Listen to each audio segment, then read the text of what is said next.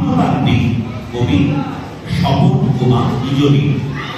ফুটফুটে এক ছোট্ট মেয়ে, তেরঙ্গা তার হাতে, বাবুর বাড়ি যাচ্ছে কাজে, বৃষ্টি ঝরা রাতে।